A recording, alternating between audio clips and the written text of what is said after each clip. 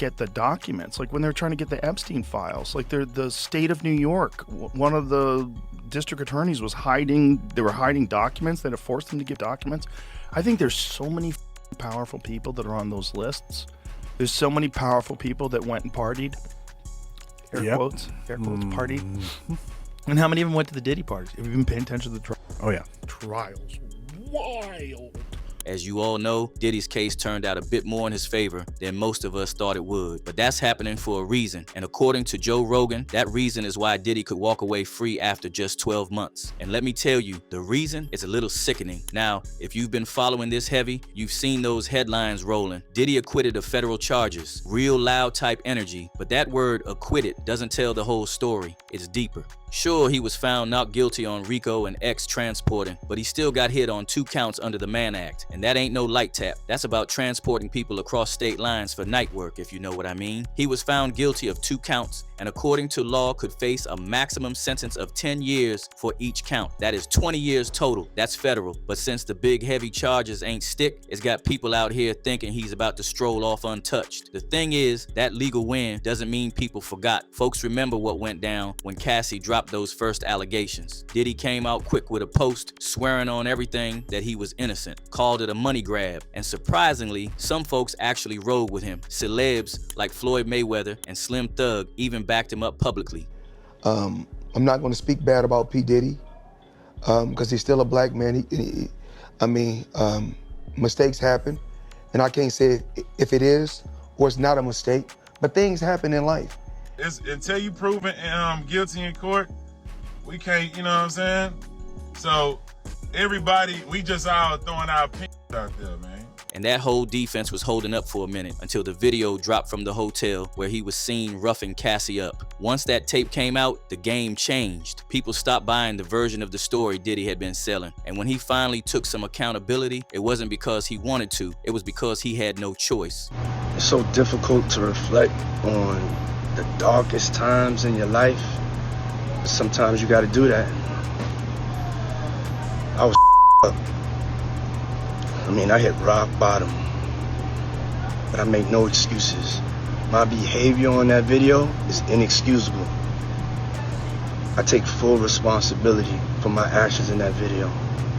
Now, stack that on top of the fact that this ain't happening in some isolated world. It's 2025, and folks are tired of seeing rich and powerful people skate while the rest gotta face the fire. So for a lot of folks watching, it's not hard to believe that someone with Diddy status could slide past real consequences. When you've got a vault of cash, a lineup of high-end lawyers, and a circle of silence around you, justice starts feeling more like an option than a requirement. Joe Rogan and others close to federal legal commentary pointed to something deeper. The verdict might have saved Diddy from a life sentence, but it might have also trapped him in a different kind of long-term hell. And here's where it gets even more interesting. Even though he beat the most serious charges, Diddy isn't free. He's been locked in the Metropolitan Detention Center, MDC, in Brooklyn since September, and he's still there. July 4th rolled around, and while the country celebrated freedom, Diddy was eating cold cuts and fruit punch out of a bagged lunch in a facility some say is falling apart. One prison insider even said the BOP is so broke they don't have money for toilet paper, with some inmates tearing up bed sheets for basics. Well, as we talk about July 4th, not to say that Sean Diddy Combs won't have something to celebrate tomorrow, more than a lot of people, maybe even Diddy himself expected.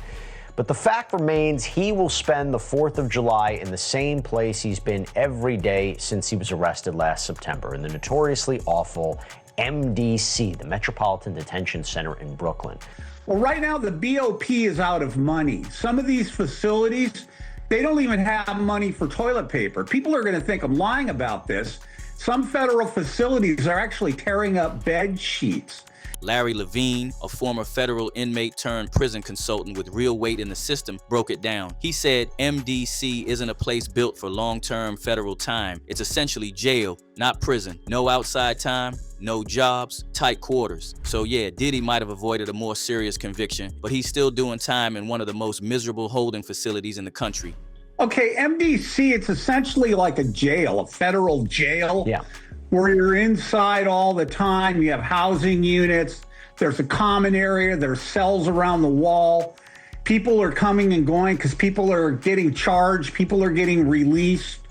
You're living in close quarters. You go to a real prison, you're going to be going outside. You may have a job. You know, you're going to be doing things. This place here, it's really a lousy environment. But there's a big question as to where he's going to go. Some people think he's going to go to a minimum security facility, and other people say he's not eligible. And I agree, because it's a crime. The next checkpoint is October, when his sentencing is set to be decided, unless it's moved up. And even then, the judge has wide latitude to add years to the sentence based on something called relevant conduct. This is key. Even if a jury found him not guilty on certain charges, a judge can still take that behavior into account at sentencing. If the judge believes Diddy committed the acts he was accused of, even without a conviction, he can use that to enhance the sentence. I know we don't have a lot of time. Here's something nobody's pointed out. That judge can hit him what's called relevant conduct, where they could actually sentence and enhance him for things that he either was acquitted of, found not guilty of, based on the conduct of what he did. So he may get more time. And let's not act like this is a hypothetical. According to court filings, federal prosecutors already flagged his actions as a crime of violence. That alone can shift the type of facility Diddy ends up in and eliminate eligibility for any kind of cushy minimum security spot. That's what Larry meant when he said, some people think Diddy will go soft, but he disagrees. X crimes carry a specific stigma even behind bars. Minimum security is probably off the table, and that opens the door to a very different kind of experience. But there's a big question as to where he's going to go. Some people think he's going to go to a minimum security facility, and other people say he's not eligible. And I agree, because it's a crime. Prosecutors, they said in their filing yesterday that it's a crime of violence.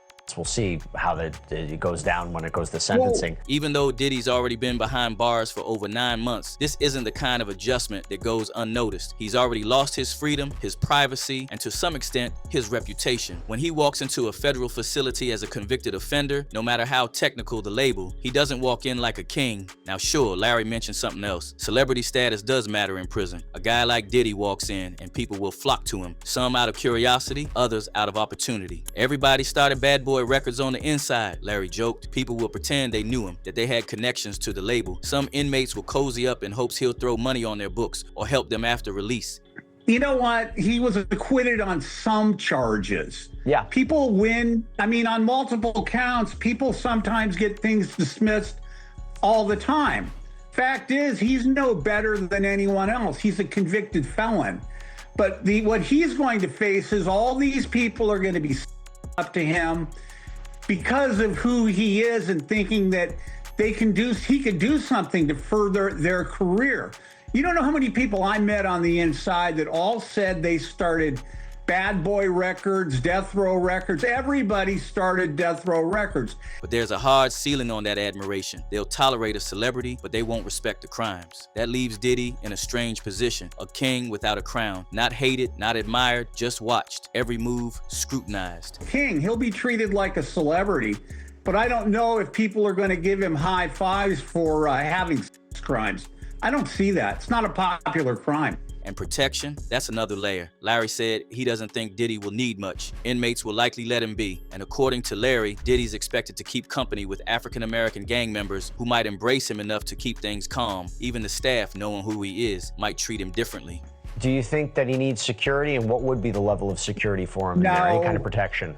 I believe he'll be just fine when he's in there, and he'll have all the African-American gang members hanging out with him, and maybe he'll put money on their books. He's not going to have any problem at all. Nothing.